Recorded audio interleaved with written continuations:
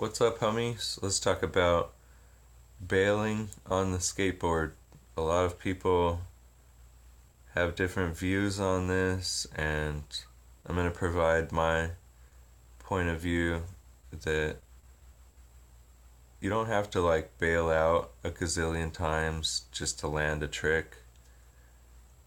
And I'm not going to be like the first person to think this way. I'm not saying I was the most consistent skater because I wasn't, but I'm trying to tell you guys from experience how to help yourself out rather than to put yourself in that situation of just being that skater that's frustrated and trying a trick a gazillion times and hoping to land it and then landing it and being happy but only enjoying that limited moment. And yeah, skateboarding is that way. You have to work for it, but you don't have to kick your own ass. There are ways to get better at skateboarding without injuring yourself, wearing yourself out, getting frustrated, driving yourself up a wall, just getting angry and trying to force something to happen, repeating a whole bunch of parts of a trick in order to piece them all together once and never do that trick again. Uh, there's these ladders that we climb and we don't even know why. And I'm just gonna point out one of the situations that actually helped me. It's probably not healthy or typical why it helped me, but my town didn't have first off, I didn't have a car, but we didn't have that many stair sets.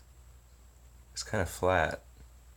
So there was a sixth stair right here at this burger place called Bob's Big Boy.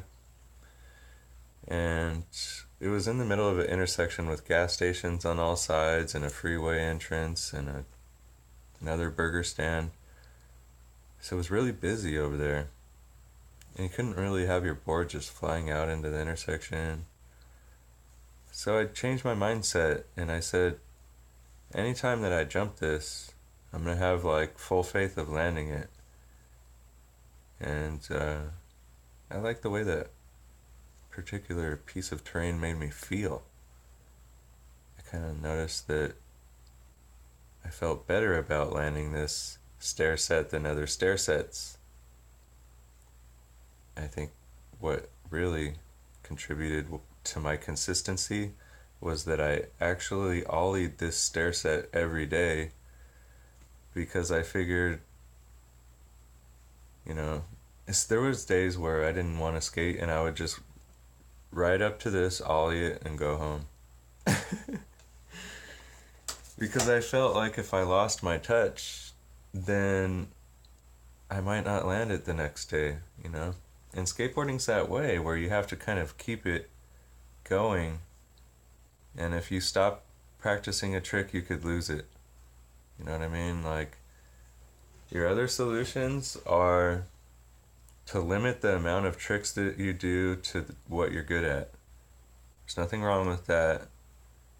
Over time, I started learning that a lot of my friends were landing tricks more consistently and cleaner because they were doing less tricks than me. Now, of course, my bag of tricks was bigger, but they were only for video.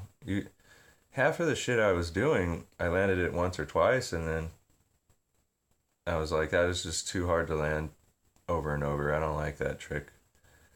And you'll feel that way about tricks. You'll just be like, dude, I'm trying too hard.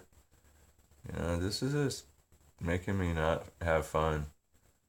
And if you learn a few basic tricks and you start getting better at those tricks and you continue to keep those in your bag of tricks instead of just always expanding, you can get more consistent. Now on that stair set, I only did an ollie every day. I never did any other tricks on it. But I still did that to keep my consistency of jumping gaps, because I didn't like jumping gaps. But as a skater, you have to kind of be well-rounded. So, what I'm saying makes no sense. You're always trying to expand. You don't want to be weak in every area or be totally incapacitated of gaps or rails or anything. But keep your consistency up by repeating your tricks. And you can only scale up to bigger stuff once you're good at smaller stuff. And that's the problem, is people are thinking, oh, I'll just keep trying this 10 stair and after 5 or 6 tries I'll get it, or 10 or 12 tries. This is how people are really calculating before they do a trick.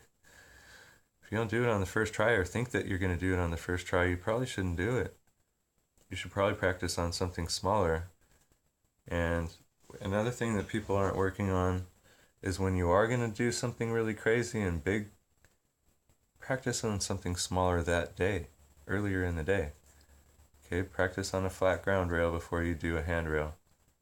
Practice on that flat ground rail for an hour and a half until you have the motion that your body needs for the next thing that you're going to move up to.